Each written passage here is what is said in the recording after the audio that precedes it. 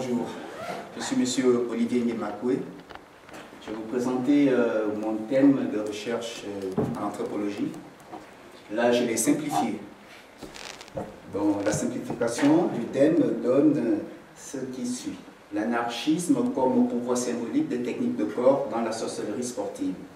Cas du messing chez les femmes du Wellington. Alors, c'est pas bien compliqué, ce qu'il faut retenir ici, il y a trois grandes notions. Il y a l'anarchisme, il y a les techniques de corps, il y a la sorcellerie. On va essayer de résumer vite fait, parce qu'on n'a pas assez de temps. L'anarchisme, qu'est-ce que c'est? L'anarchisme, c'est un courant philosophique, c'est un courant de pensée né en Europe, qui sous-tend, ou du moins ce qui veut, réaliser ou remettre sur pied une société sans dirigeant. C'est-à-dire que les hommes doivent vivre selon la collaboration individuelle, selon l'entente, sans oppression, sans une forme d'État, sans un leader, plus ou moins comme à l'état de sauvage dont parlait Rousseau, hein, Jacques-Jean Rousseau. Ok. Et les techniques de corps, ici, on n'entend pas technique de corps, tout ce que le corps humain peut exécuter comme mouvement. Ça peut être la marche, ça peut être la danse, ça peut être le sport. Et dans notre étude, effectivement, nous allons nous intéresser au sport. Et enfin, la sorcellerie, qu'est-ce que c'est? Nous allons résumer la sorcellerie comme étant toute activité qui sort du raisonnement humain, donc des potentialités, je dirais même, des potentialités personnelles, c'est-à-dire ce que le raisonnable peut quantifier. C'est ça la sorcellerie. Tout ce qu'on peut réaliser et qui échappe à l'entendement humain, dont le raisonnement a des limites en fait. C'est plus ou moins ça la sorcellerie. Et je reviens vite fait sur l'anthropologie. Retenez simplement, pour faire simple, l'anthropologie c'est l'étude des diversités culturelles. C'est-à-dire on va étudier l'homme partout là où il est, dans sa propre culture, parce que l'homme n'est défini que par une culture bien donnée, bien déterminée. Et là nous parlons des Fang du Gabon.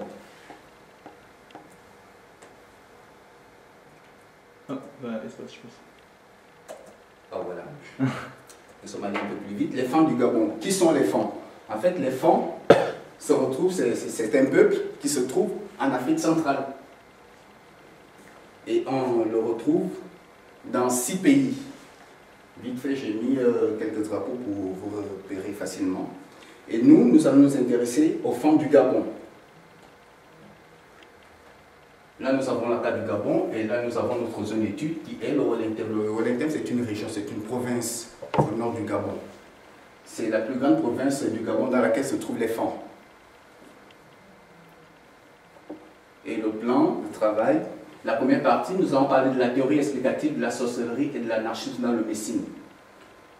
Grand A, nous aurons l'histographie et la vitalité réelle du messing. Grand B, initiation, entraînement et système de transmission du messing et de son pouvoir. C, la sacralisation du sportif sorcier, intronisation du guerrier.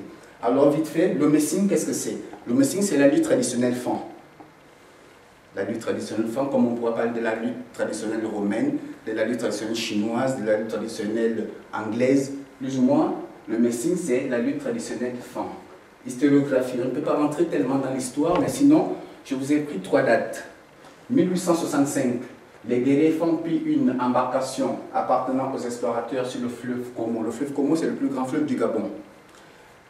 Les guerriers Fang ont pillé une embarcation, c'était des explorateurs français. Ils sont arrivés au Gabon, vous savez, dans les 1800 pour la colonisation. Nous avons trouvé un pays neutre, bon. Vous savez tout ce qui s'ensuit. Donc du coup, les Fang, les guerriers Fang qui ont pillé cette embarcation, c'était des guerriers qui pratiquaient le messing. Le messing, c'est une forme de lutte traditionnelle. Retenez-le parce que tout au long de notre étude, nous allons parler du messing. Donc du coup, une bonne fois, le messing, c'est la lutte traditionnelle. Le messing, c'est la lutte traditionnelle. Donc du coup, ces guerriers Fang qui ont attaqué cette embarcation, c'était des meilleurs guerriers que le peuple Fang avait.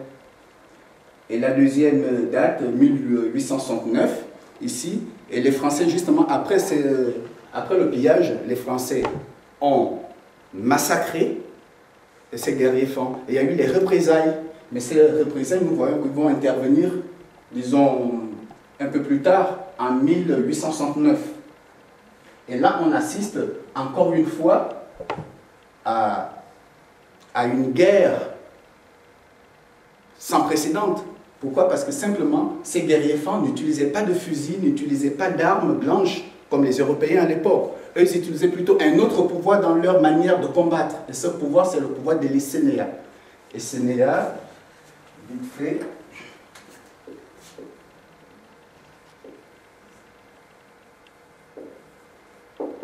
Et il y a un autre auteur qui, lui, il écrit, vous allez sûrement le rencontrer, Essénéa, lui, il écrit avec un S.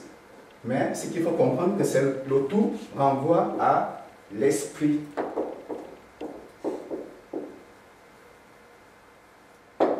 Le tout renvoie à l'esprit animal.